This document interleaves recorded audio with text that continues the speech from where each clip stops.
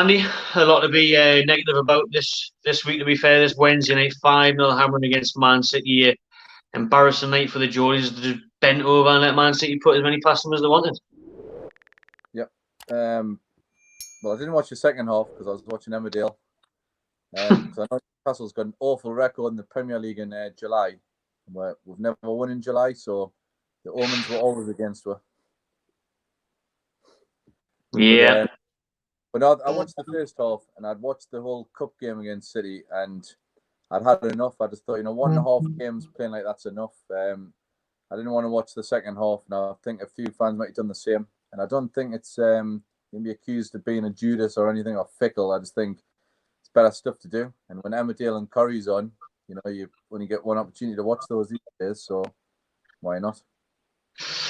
I think the Newcastle players may as well stay in the change room and watched Emmerdale and Corrie now because they didn't come out second half. I mean, they barely came out first half, really. I mean, from the first whistle goal, it was just so negative on it. There was the thing that wound me up was I can't understand why I was so nervous and so negative tonight when it wasn't the cup.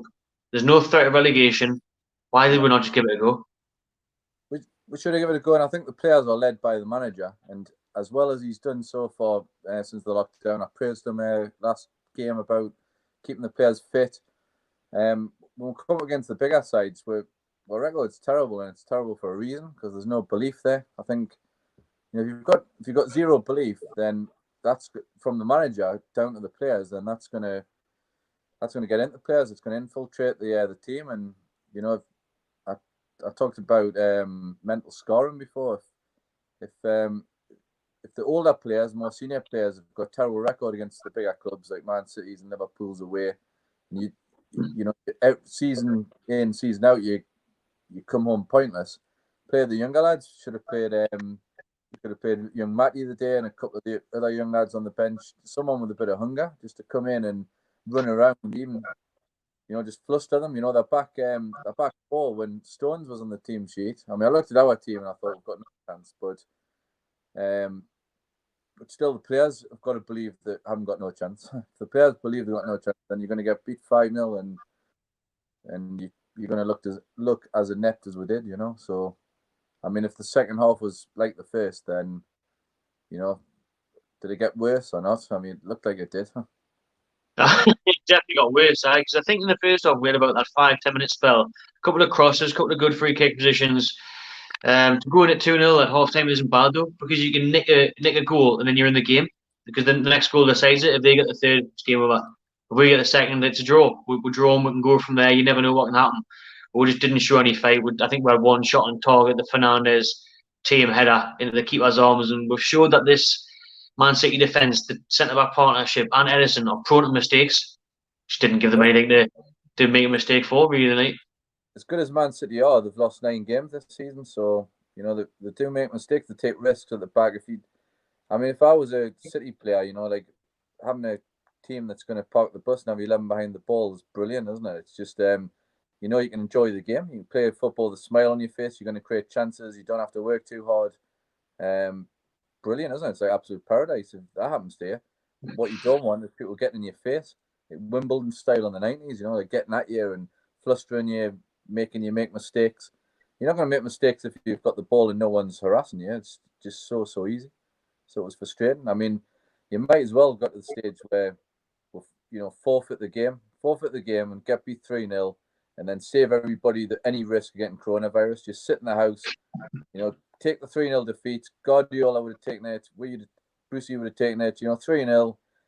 Goal difference, we might have stayed ahead of Southampton, so everybody would have been happy. Apart from me, I wouldn't have wanted that. But if that's what the players and the manager played for, so 3-0 would have been better than 5-0. So, it's just a joke. I think, Brucey's done okay this season.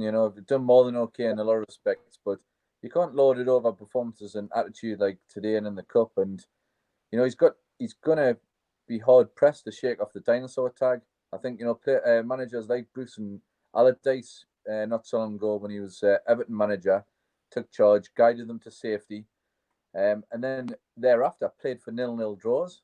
What is the point? If you can't get your team safe and enjoy the end of the season, then what is the point? Like playing for 0-0 draws you know, dinosaurs like Allardyce and Bruce. It's just a bad attitude. It's a bad example, and I think again, like the cup game, he's just going to talk himself out of any remote chance when the takeover happens, and on that matter, like it needs to happen. The Premier League need to stop being selfish, stop trying to squeeze every penny for their own gains, and they need to just like make a decision one way or another. They kind of just say, give us some more money, sign these contracts for TV rights and all that, and bring some more money to the Premier League, and then we'll put it through. You know, it seems like there's too many bargaining chips on the table at the moment. You know, 3 months down the line, wouldn't have happened at any of that club. It would have been Chelsea, Man United, Liverpool, Man City. Nobody would have stood for it, and the press would have backed them. You know, there seems very little support, even on Match of the Day. You know, Lineker's got plenty to say. Doesn't say much about the hard press fans in Newcastle. You know, like we're long-suffering fans at the best of times, aren't we? But we deserve better, and any football fan would deserve better than 3 months of farce. Like, so get your fucking fingers away. Well said, mate. We'll finish off on that note, and hopefully next time we meet, we'll have some takeover news. Probably highly unlikely. We'll keep on, mate. Cheers, mate. See you later. See you after. Ciao.